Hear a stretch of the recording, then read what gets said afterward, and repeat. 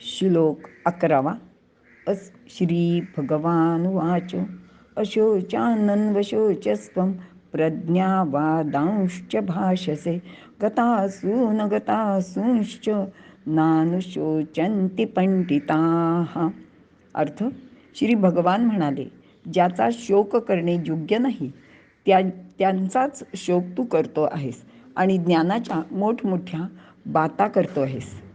परंतु ज्ञानी लोक मेलेल्यांचा किंवा जिवंत असलेल्यांचा शोक कधीच करत नाहीत. विवरण पाहूया. श्रीकृष्ण अर्जुनाला म्हणाला की ज्यांच्याविषयी शोक करू नये अशांच्यासाठी तू शोक करत आहेस. हे कौरव मरतील, ते आपले आप्तबंधू आहेत असे अर्जुन म्हणत आहे. मुळातच कौरव हे अत्यंत दुष्ट आणि कपटी असून ते पांडवांचा द्वेष करीत होते. ते पांडवांशी कधीच बंधुभावानेही वागले नव्हते. म्हणूनच कौरव मेले तर याला आनंद वाटायला हवा. पण अर्जुन तर त्यांच्या मरणाच्या नुसत्या कल्पनेने सुद्धा दुःख करत आहे.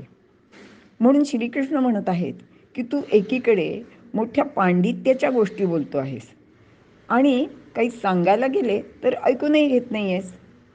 ज्ञानदेव वर्णन करतात की शिकवू तरी बोलसी बहुसाल नीती. मग काय त्याची अवस्था झाली आहे? जात्यंधा लागे पिसे मग ते सैरा धावे जैसे, तुझे शहाणपण तैसे दिसत आहे. तू तर आता अगदी मूर्खपणाची कमाल मर्यादाच गाठली आहेस. कारण खरे शहाणे असतात ते लोक मृत्यू म्हणजे काय हे त्यांना समजलेले असल्याने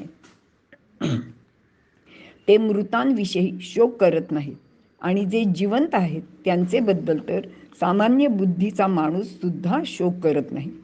पण अर्जुन तर तोंडाने तत्वज्ञानाच्या पापपुण्याच्या मोठमोठ्या गप्पा मारतोय आणि दुसरीकडे जिवंत असलेल्या कौरवांच्या मृत्यूची कल्पना करून शोक करत आहे.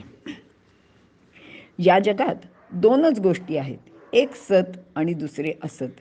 शरीरी हा सत आहे तर शरीर हे असत आहे. शरीराचा नित्य विनाश होत असतो.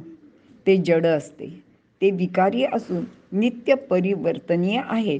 म्हणून अशा शरीराबद्दल शोक करणे योग्य नाही. दुसरा सत असलेला शरीरी जो अविनाशी, निर्विकार, नित्य आणि अपरिवर्तनीय आहे, जे आहे त्याबद्दल शोक करणेही योग्य नाही. म्हणून जे आहे किंवा जे नाही त्या दोन्हीबद्दल शोक करू नये. श्रीकृष्ण अर्जुनाला असं सांगत आहे की दुसरे असे आहे की जी गोष्ट आपली नाही ती आपली म्हणणे ही फार मोठी चूक आहे आणि अर्जुन नेमकी तीच चूक करत आहे. जी वस्तू आपली आहे ती नेहमी आपल्याबरोबरच असते. कौरवांचा विचार केला तर ते कधीच पांडवांचे नव्हते, पण पांडव मात्र त्यांना आपले मानण्याची चूक करीत होते. कौरव पांडवांचे नसल्याने त्यांचे बरोबर असण्याचा प्रश्नच नव्हता. ते सदैव पांडवांचे विरोधात होते. हीच गोष्ट श्रीकृष्ण अर्जुनाला समजावून सांगत आहे. आध्यात्मिक अर्थ लक्षात घेता शरीर आपले नसते, त्याच्यावर आपली सत्ताच नसते, त्याच्यावर फक्त काळाची सत्ता आहे. जो शरीरी सतत बरोबर असतो तो मात्र आपल्याला कळतच नाही. आता शरीरावर आपली सत्ता नसते म्हणजे काय की आपल्या अवयव, हा माझा हात, हा माझा पाय, हा माझा डोळा किंवा हे माझं असं ज्याला आपण म्हणतो ते सतत आपल्याबरोबर राहीलच असं नसतं. एखाद्या ॲक्सिडेंटमध्ये किंवा एखाद्या दुर्घटनेत एखादा अवयव आपण गमावतो आणि तो आपल्याला परतसुद्धा कधी मिळत नाही.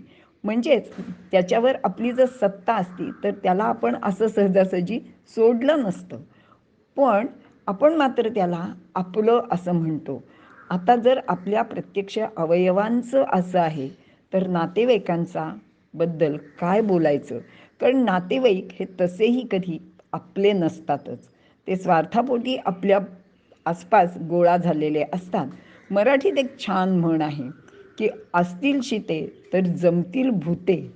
तर असं हे जे सगळं आपल्या भोवतीचे गोतावळा आहे त्याच्याबद्दल आपण फार मोहात अडकू नये आणि त्यांना आपलं आपलं म्हणू नये असाच जणू काही श्रीकृष्ण अर्जुनाला उपदेश करीत आहे. इथे आपण थांबूया.